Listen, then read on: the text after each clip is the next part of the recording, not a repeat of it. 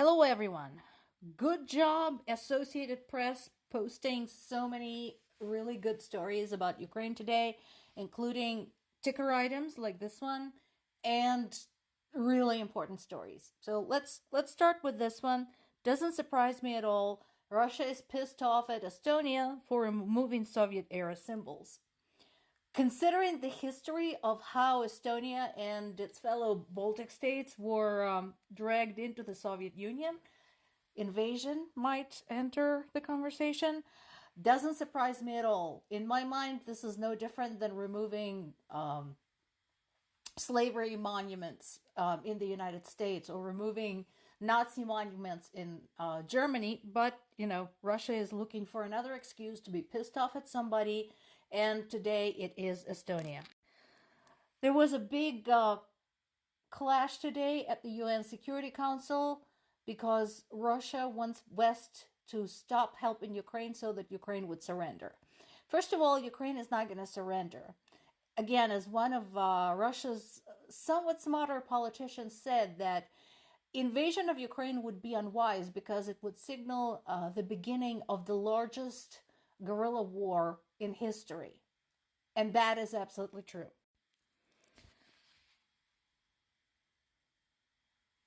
Again, Russia is blaming everybody. Absolutely everybody. And I spoke about the history of what's going on many times. Lots of events escalated 10 years ago, back in October of 2013. So if I were you, just so that I don't have to retell it all over, go and look that up. Go Ukraine, Russia, October 2013, and then follow the breadcrumbs to what we have today. It's just, the whole thing is just ridiculous. I don't know why anybody takes them seriously.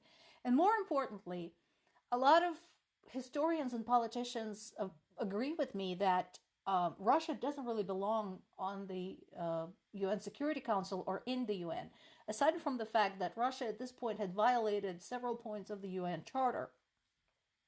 Just as a reminder, even further back in past, in 1991, when the Soviet Union fell apart, other former Soviet republics, which now became states, had to apply to the UN, had to qualify to become members.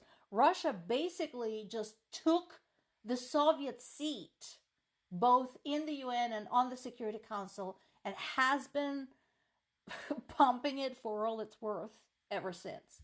So Russia's legitimacy, not just on the council, but in the UN itself, really is highly questionable. It's been mentioned here and many other sources multiple times that it's not just about Ukraine, that Russia had expressed very clearly, specifically Putin had expressed very clearly, that they have every intention of continuing to meddle in the affairs of other countries. We've seen the results in the US, and we've seen the results in Europe and in Africa and in the Middle East. So now France is the one calling them out on it. France is accusing Russia of running a network of at least 193 websites that spread Russian disinformation. Some of it is about Ukraine specifically, and some of it is about Ukraine's allies. Again, everybody is going to be affected. Told you so. This is a little bit of a deja vu. Some months ago, Poland was dealing with this when pieces of a shot down missile landed in Poland. And now it's Moldova. For those of you who don't quite remember, pull up a map of Moldova and you can see where it's at, so you can kind of see how some stuff may have flown over there. Here's what happened. Until now, I think honestly, considering the intensity of Russia's shelling of Ukraine, we have been incredibly lucky. Honestly, so lucky that not more explosive, nasty, burning shit has flown over into other countries that border Ukraine. But if Ukraine runs out of ammunition for its air defense systems, guess what's going to happen? Yeah, in this particular case, it was a Shahed drone. It landed in Moldova. It was still loaded up with explosives. They were able to disarm it without anyone getting hurt. Thank goodness. But once again, it's more evidence that Iran is supplying Russia with drones and quite possibly with electronic components for other weapons. And of course, again, we just have been lucky that not more of this has happened to Ukraine's nearest neighbors. Questions continue to go back and forth. This article is on CNBC, but there are other pieces on the subject of the Starlink problem in other sources. Euronews have some, Reuters have some, Kyiv Independent all have some. So, again, question is, how is it that Russia, that doesn't have a contract with Starlink, ended up in possession of some Starlink terminals, which they are now using? And as I mentioned before, it's possible that they stole them from the invaded Ukrainian territory, but now there's another theory that they might be buying those terminals from their Middle Eastern allies. So I'm treating the Starlink piece as a developing story. There's definitely something going on there. My question to Starlink remains, considering all the technology we have, that we can pinpoint a person from their posts on Instagram, surely we can figure out where those terminals are located and sever their connection with the Starlink network. Just saying. Other part of this headline, important as well. So the never-ending saga of the U.S. aid package to Ukraine. It passed the Senate by a huge majority, over 70 votes. I think it was 72. So now it faces an even bigger hurdle in the House. Now, there are some ways to bring the bill to the floor bypassing Speaker Mike Johnson.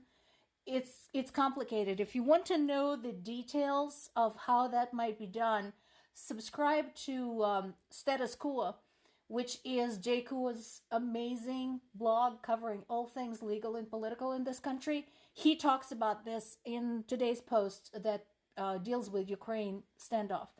But it is complicated, and of course, time is of the essence. Case in point, why time is of the essence. So this is happening. Last year, we talked about Kyiv using its underground stations as temporary schools for children to protect them from being shelled, because Russians are very fond of firing at children's hospitals, maternity wards, kindergartens, schools, and playgrounds. In this case, Kharkiv is following Kyiv's lead, justifiably so. Kharkiv has been in the news quite a lot lately. If you, again, pop over and look at the maps, and BBC still has the best maps for the war in Ukraine. They have a whole separate section devoted to it, so good place to look. So find Kharkiv. Kharkiv is very close to the Russian-Ukrainian border. So even though Ukrainian troops shoved Russians out of that territory, it's very easy to fire at Kharkiv just from across the border, from the Russian territory. So in order to protect their children, they decided to move the schools into the subway.